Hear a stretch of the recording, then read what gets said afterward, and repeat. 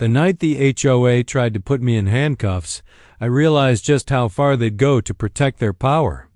A black SUV pulled up. 2 men in cheap uniforms stepped out, flashing badges that didn't look quite right. They thought I would panic, surrender, and quietly disappear into their little game. What they didn't know was that I wasn't just another homeowner, I was the chief of police. But why would an HOA risk everything with fake officers? And what secret were they so desperate to bury? On the surface, the neighborhood looked like the kind of place where problems never existed. Rows of manicured lawns stretched in perfect symmetry, flower beds bloomed with HOA-approved colors, and every mailbox gleamed the same shade of black. The gated community had been marketed as a safe haven, where rules preserved harmony and homeowners bought not just houses but peace of mind. At least, that was the illusion. For the chief of police, moving here had been a chance to finally breathe. After decades of late-night calls, violent crime scenes, and endless paperwork, he wanted a place where he could simply be a husband, a father, and a neighbor. He paid his dues like everyone else, kept his property well maintained, and believed the HOA's purpose was to protect the neighborhood's value. It wasn't perfection he sought, just a slice of calm in an otherwise relentless life. At first, everything seemed fine. Neighbors waved when he jogged in the mornings, children rode their bikes without fear of speeding cars, and holiday decorations glowed across the cul-de-sac in unison. The HOA, led by a sharp-tongued woman named Margaret, appeared diligent but harmless. She wore her pearl necklace like a badge of office, always reminding residents that she was protecting their investments. On the outside, her role was about order. But beneath the surface, there was something else, something more controlling. The first signs were subtle. Notices tucked into mailboxes about grass length, reminders that garage doors must remain closed. At all times, warnings against using non-approved trash cans. Most people ignored them, brushing them off as trivial. But Margaret and her board watched everything. They walked the streets with clipboards in hand, recording details with the precision of auditors. The chief wasn't worried. He had seen true chaos before, the kind that left scars on families and cities alike. A petty warning about a trash bin felt laughable compared to the weight of what he had faced in uniform. Still, he complied.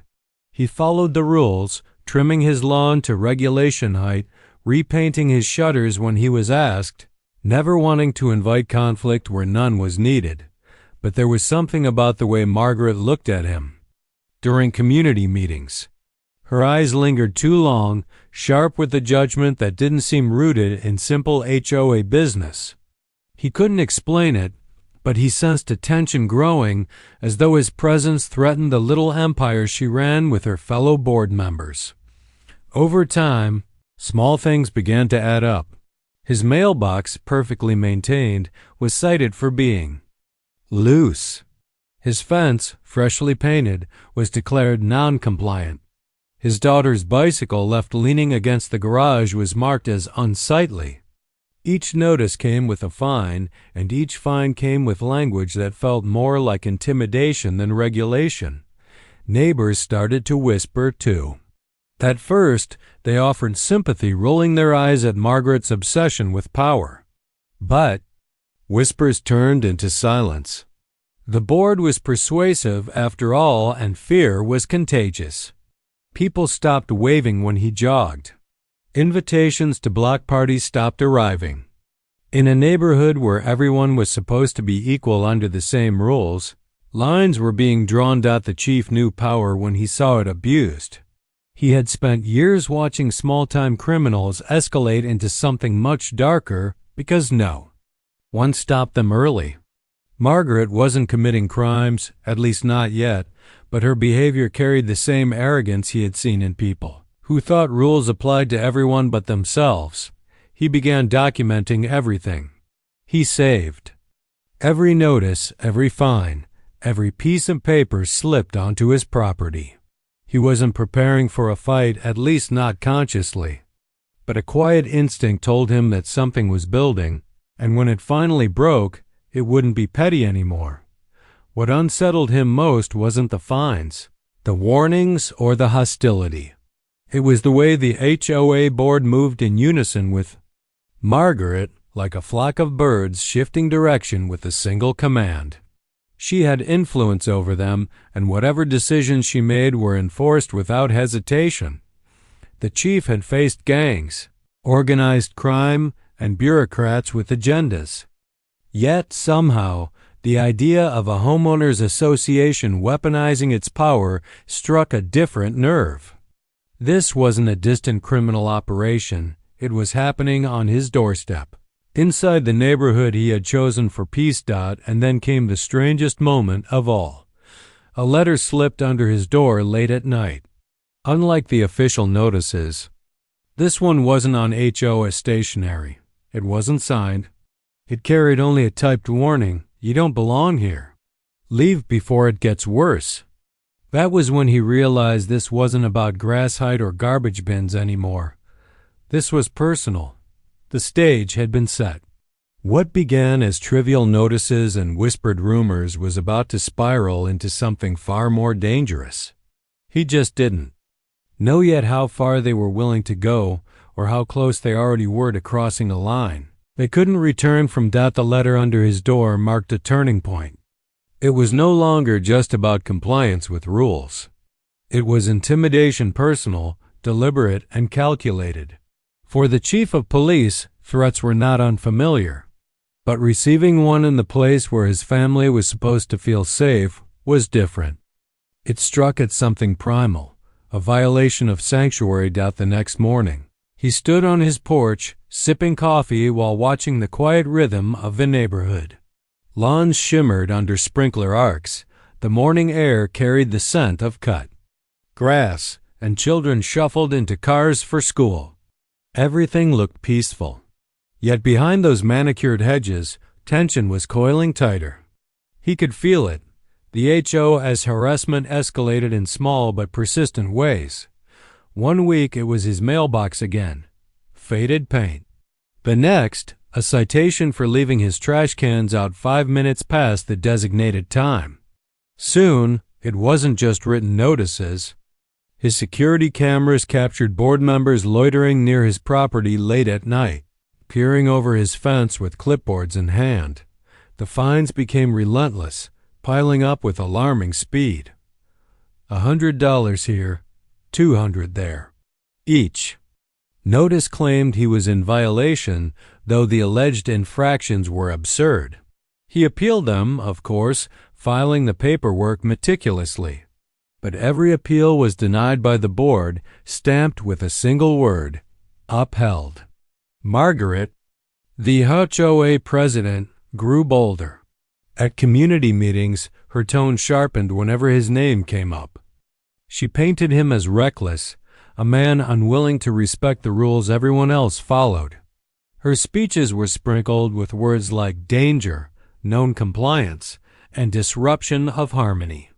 The neighbors, once friendly, now wary, shifted uncomfortably in their chairs, too afraid to challenge her. The chief sat quietly during these meetings, watching, listening, documenting.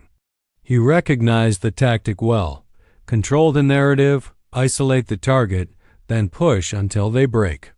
He had seen gangs operate the same way, feeding fear until no one dared resist. Margaret wasn't wielding weapons. She was wielding influence. And in a neighborhood where appearances mattered more than truth, influence was powerful enough. Whispers started circling. Some said the chief was being investigated by the city. Others claimed he was using his position to intimidate neighbors. Lies, but effective ones. People began avoiding eye contact when passing him on the sidewalk. Invitations to gatherings never arrived. His family felt the shift most painfully. His wife's book club meetings grew awkward, his children's friends suddenly unavailable. The isolation was spreading. Then came the notices disguised as legal documents. One evening, taped to his door, was a letter that looked like a summons. It carried official language, references to statutes, and threatened liens against his property. To an untrained eye, it looked legitimate, but he knew the codes it cited didn't exist. It wasn't a legal summons, it was a forgery. A cheap attempt at intimidation. That night, as he sat at his kitchen table surrounded by stacks of citations and fake documents, he felt something shift inside him. This was no longer a matter of tolerating petty harassment. This was organized, deliberate abuse of power. And he knew enough about abuse to recognize where it led if unchecked. Still, he resisted the urge to confront them directly. Instead, he documented everything. He filed official complaints with the city, reported suspicious activity to his precinct in a neutral, factual way, and quietly expanded his home security system. He wasn't preparing for a fight out of anger. He was preparing because he understood escalation.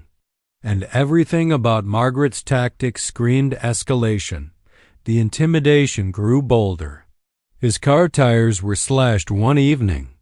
Another morning, his lawn was spray-painted with the word "out." The HOA dismissed it as teenagers being reckless, but he knew better. Every incident tied back to the same agenda: push him until he left voluntarily, but leaving wasn't an option. Not because of pride, but because he understood the principle at stake. If he, a police chief, could be forced out by manipulation and threats, what chance did an ordinary homeowner have? As summer deepened, the HOA board launched their most aggressive campaign yet.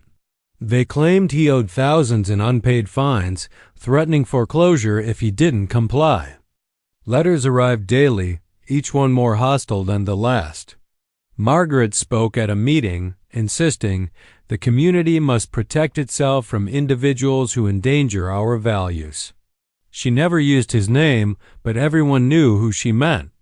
Chief felt the pressure, but he also felt something else, a strange calm that came with clarity. He had seen where this was going long before they realized it themselves. He knew the type of arrogance that convinces people they're untouchable. Margaret believed her power was absolute, that no one could check her authority.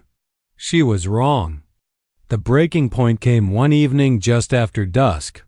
He noticed a black SUV parked across the street, engine idling, windows tinted. Two men sat inside, silhouettes stiff against the glow of streetlights. They stayed there for hours watching. His cameras caught them, but when he walked toward the curb, they drove away without a word. The following night, they returned. This time, they stepped out. Their uniforms looked official at first glance: dark shirts, badges pinned to their chests, radios clipped to their belts. But their movements betrayed them. They carried themselves like men wearing costumes, not authority. Their badges didn't match the city's design, and their citations listed charges that didn't exist. They walked up his driveway with rehearsed confidence, the SUV idling behind them like a getaway car. One of them knocked hard on his door, the sound echoing through the quiet street. When he opened it, they flashed their badges and announced that he was under arrest. For what? They never said clearly. Something about community endangerment. Something about known compliance. The words were vague, stitched together to sound official but hollow beneath the surface. The chief stared at them, calm, unshaken. He had spent decades watching criminals try to pass themselves off as something they weren't. He knew when a badge was real. These men were imposters. But who had sent them? And why were they willing to risk impersonating law enforcement for an HOA dispute? Behind them, across the street, blinds shifted. Neighbors were watching. He could feel their eyes, waiting to see what would happen next. Margaret's influence had spread further than he thought. The imposters tightened their stance, as if expecting him to resist. Their hands hovered near their belts, where the outline of fake handcuffs gleamed. One of them repeated the words, "You're under arrest." The chief didn't move. He didn't speak. He simply studied them, memorizing their features, their nervous tics, the way they avoided eye contact when pressed. He knew intimidation when he saw it. He also knew desperation. The HOA had crossed a line. What began as petty fines and intimidation had evolved into something criminal. And as the imposter stood on his porch, waiting for compliance, he realized that the battle was no longer just about him. It was about exposing the rot festering behind the perfect lawns and gleaming mailboxes. The stage was set for confrontation. But this time, it wouldn't be in silence. This time, the truth would come crashing down in front of everyone. The two imposters stood rigid on the porch, their cheap badges catching the porch light. For a moment, the chief said nothing. Silence stretched, heavy and deliberate, until even the crickets in the yard seemed to fall quiet. The men shifted, uneasy. They were used to intimidation working fast. But he wasn't intimidated. He was studying them, dismantling them piece by piece in his mind.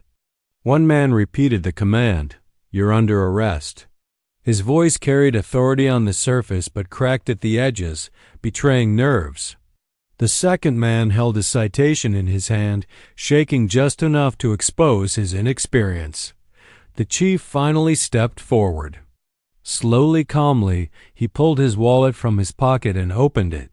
His badge gleamed under the porch light, the unmistakable insignia of the city's police department, polished and real. He held it up for them to see. "You're making a mistake," he said evenly, though his tone carried a weight that cut through the night. The impostors froze. Their eyes flicked to the badge, then back to his face. The realization hit them hard. They hadn't just targeted a stubborn homeowner. They had walked onto the porch of the chief of police. Behind them, blinds slid open across the street. Neighbors were watching. Porch lights flicked on, one after another, illuminating the cul-de-sac like a stage. The audience had arrived. The performance was about to unfold. The chief straightened his posture, his presence commanding the space. He asked them calmly for their precinct, their commanding officer, their case number. They had no answers. Their fake badges glinted like toys under scrutiny. Their radios, clipped to their belts, emitted no static, no chatter, props without function. The man holding the citation faltered, his voice breaking as he tried to stammer out a legal justification that didn't exist. The words collapsed into silence. His partner shifted backward, glancing toward the SUV still idling at the curb. Escape was on his mind, but the chief wasn't finished. He pulled out his phone, activated the camera, and held it steady on the imposters. His voice carried the calm authority of a man who had spent decades commanding officers, testifying in courtrooms and staring down criminals who thought they were untouchable. "Say that again," he told them. "Repeat the charge." They couldn't. The silence was louder than any confession. From across the street, a voice whispered through the night. A neighbor, hushed but audible. "They're not real cops." The murmurs spread quickly, each porch light drawing more witnesses. The imposters were unraveling under the weight of public scrutiny. And then, from the shadows, Margaret appeared. HOA president, pearls gleaming, her posture stiff with authority she no longer controlled. She stepped forward with forced confidence, her voice sharp as glass. "This man has been violating community rules," she declared, as though the words could restore her grip on the situation. "He's been warned repeatedly. These officers are here because he refuses to comply." But the neighbors were no longer convinced. They shifted uncomfortably, watching the chief's badge, his calm demeanor, the impostor's nervous fidgeting. The facade was cracking. The chief didn't raise his voice. He didn't need to. His next words carried more weight than a shout ever could. "These men are impersonating law enforcement. That's a felony." Gasps rippled through the crowd gathering on lawns and driveways. Someone pulled out a phone to record. The impostors glanced at Margaret, panic flashing across their faces. They had been promised control, an easy target, a show of power. Instead, they stood exposed in front of a man who knew the law better than anyone. The chief dialed his precinct, his words crisp and deliberate as he reported an active case of impersonation. Within minutes, the distant wail of sirens pierced the night air. Red and blue lights flickered against the pristine houses, transforming the quiet street into a scene of reckoning. The imposters tried to retreat toward their SUV, but the chief blocked their path with nothing more than presence. He didn't touch them, didn't raise a hand, yet they froze as though bound by something heavier than chains. The undeniable reality of exposure. When the patrol cars rolled in, uniformed officers stepped out, real authority radiating from every movement. The imposters were searched, disarmed, and cuffed under the watchful eyes of neighbors who had once doubted, once whispered, once believed Margaret's lies. Margaret's face twisted, a mixture of fury and fear. She demanded explanations, insisting this was all a misunderstanding. But her voice trembled now, stripped of the unshakable confidence she once wielded.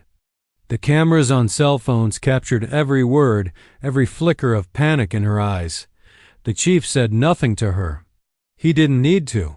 The evidence spoke for itself. The imposters confessed quickly under questioning, their story unraveling with ease. They admitted they had been hired, promised payment to intimidate him into compliance, to stage an arrest that would humiliate him into silence. And though they tried to avoid names, the trail led straight back to Margaret and her inner circle on the board.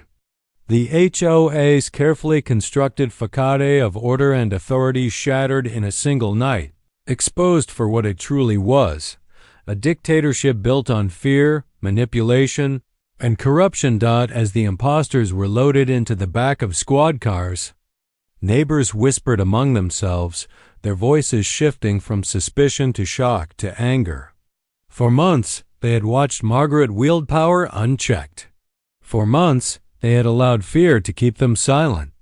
But now, with flashing lights reflecting off their perfect lawns, they saw the truth laid bare. The chief stood quietly on his porch, arms crossed, watching as the night transformed into a reckoning.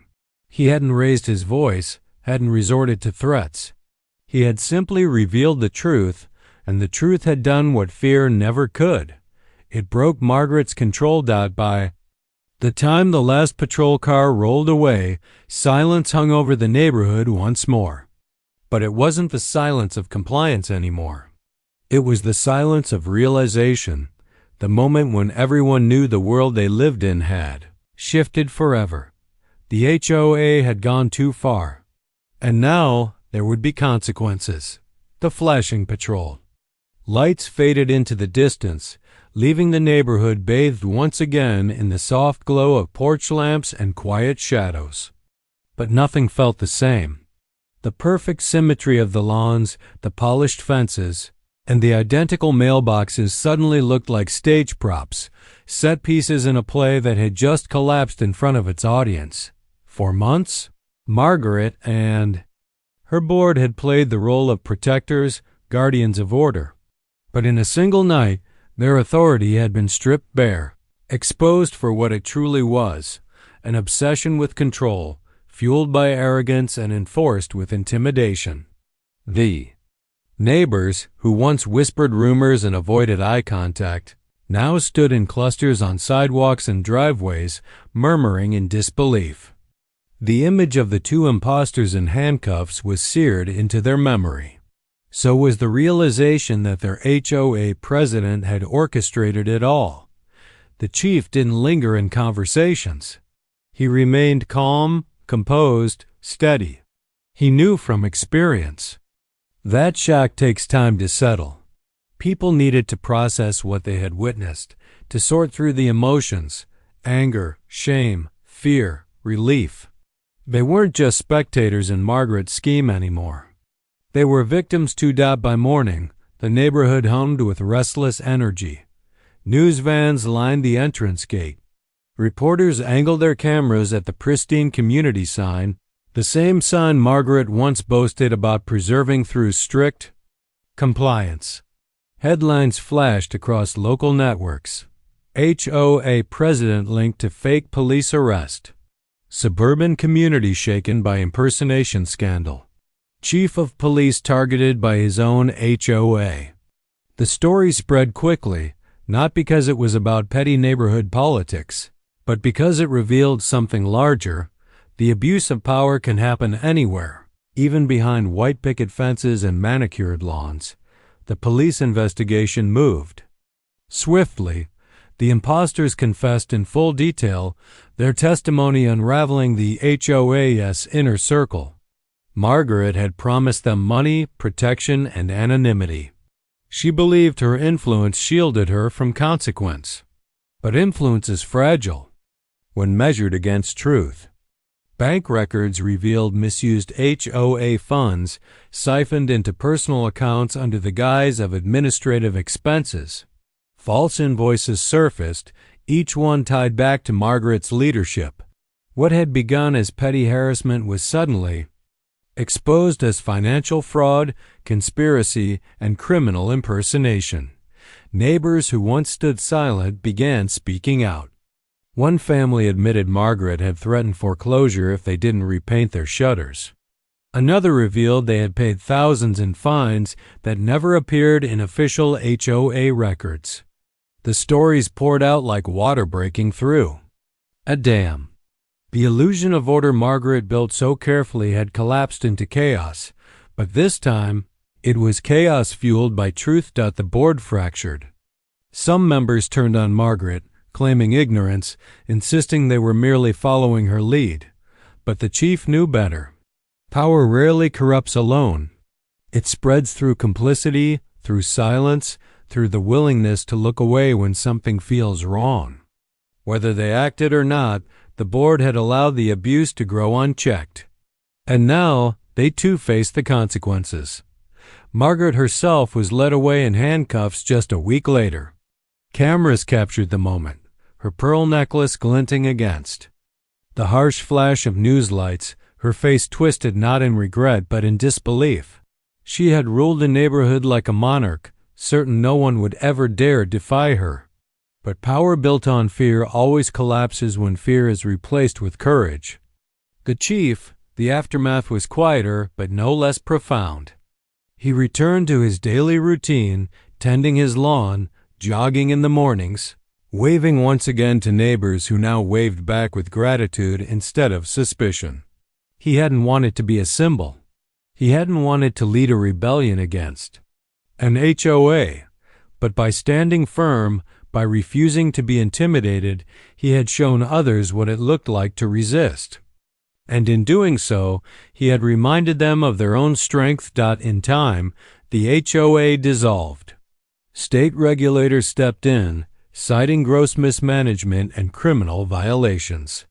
Residents were given the option to form a new association or live without one altogether. Most chose freedom over control, determined never again to surrender their peace to a board obsessed with power. The bylaws that once dictated paint colors and mailbox designs were replaced by a simpler rule: respect your neighbor, and they'll respect you. The chief kept every document, every letter, every citation in a neatly organized binder, not as a trophy, but as a reminder. Abuse of power doesn't always wear the face of a dictator or a criminal. Sometimes it wears pearls and smiles and calls itself community protection. The experience left scars. His family carried memories of the fear, the late night surveillance, the isolation. But it also left something stronger: unity. Neighbors who had once been divided by whispers now bonded over shared survival. They checked on one another, shared meals, rebuilt trust one gesture at a time. For the chief, it reinforced a truth he had learned long ago: authority, whether in a government office, a police uniform, or a suburban boardroom, is only as honorable as the people who wield it. Strip away accountability, and even the smallest title can be twisted into a weapon. Late one evening, he sat at his dining table under the glow of a single lamp, flipping through the binder of evidence one last time. The neighborhood was quiet outside, peaceful again. But he couldn't help wondering how many other communities were suffering under the same kind of tyranny, unnoticed because no one dared to speak. The thought lingered as he closed the binder and set it aside.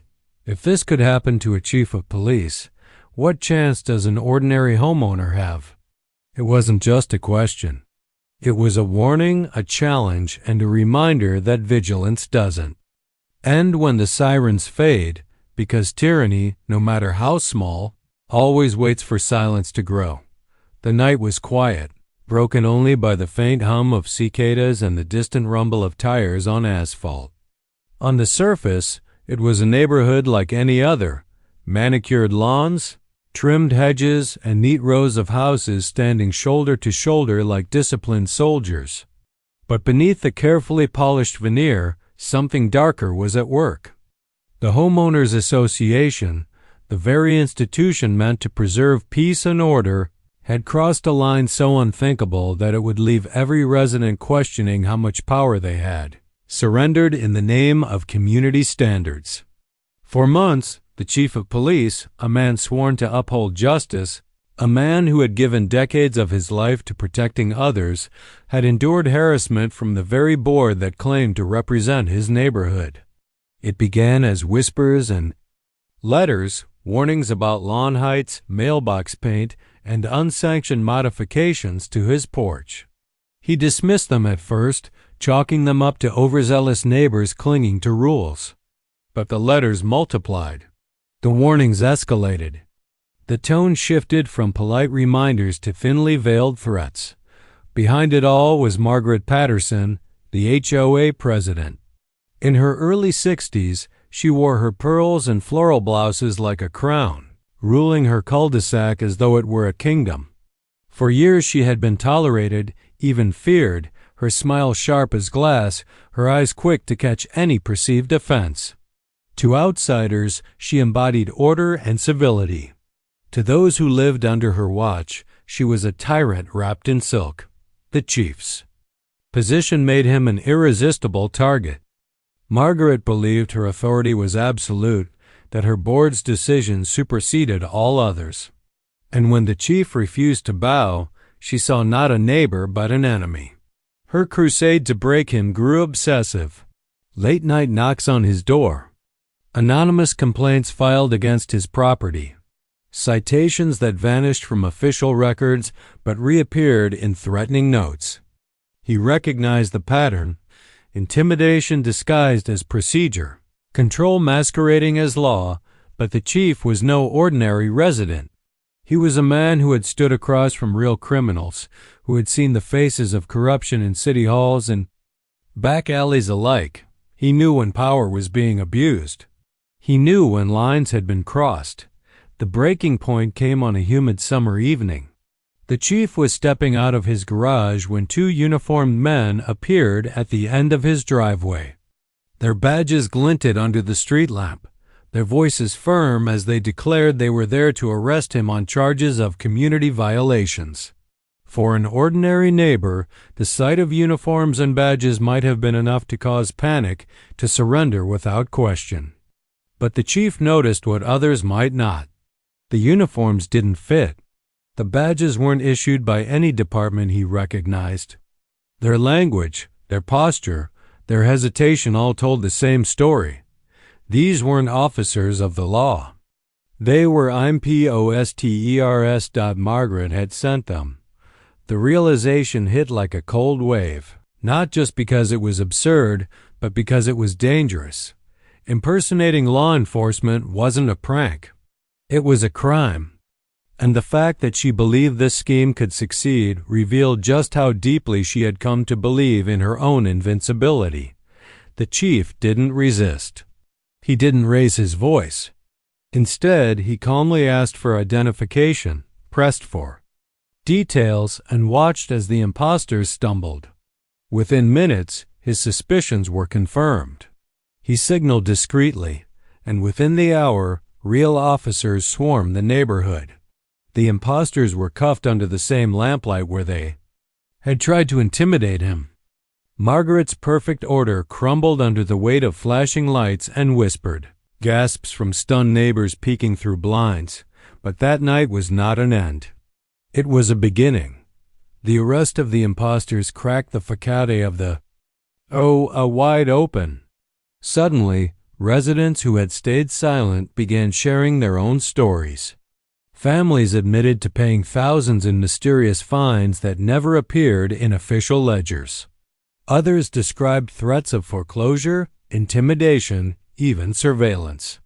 Margaret's web was unraveling, thread by thread. Investigators pored over bank records and found evidence of siphoned funds disguised as administrative expenses. Fraudulent invoices tied directly back to Margaret's leadership surfaced in file after file.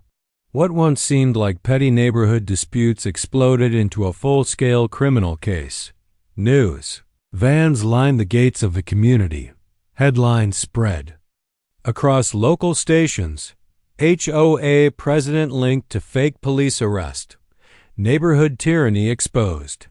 Chief of police targeted by his own HOA. Margaret's board fractured under the pressure. Some members pleaded ignorance, desperate to distance themselves from the scandal. Others turned on her outright, trading loyalty for leniency. But the truth was undeniable. They had enabled her, whether through complicity or silence. And now, accountability had arrived at their doorstep. Margaret herself was led away in handcuffs days later, her necklace catching the glare of news cameras, her face frozen between fury and disbelief. For a woman who had once ruled through fear, the sight was poetic. She had believed herself untouchable. She had been wrong. For the chief, justice was never about revenge.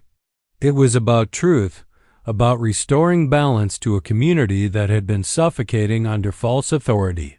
He returned to his routines quietly, tending his lawn, greeting neighbors, jogging the familiar streets. But things had changed. The waves he offered were returned with gratitude, with respect. Neighbors no longer whispered, they spoke openly. Rebuilding trust through shared survival, the HOA dissolved under state order. Residents voted against forming a new one, determined never again to place so much unchecked power into so few hands. The bylaws that once dictated paint colors and mailbox designs were replaced with something simpler, more human. Respect your neighbor and they'll respect you. The chief kept the evidence neatly stored in a binder, not as a trophy, but as a reminder. Power abused in small ways can grow into something monstrous if left unchallenged. Tyranny doesn't always march in uniforms or fly flags. Sometimes it wears pearls, smiles, and calls itself community protection.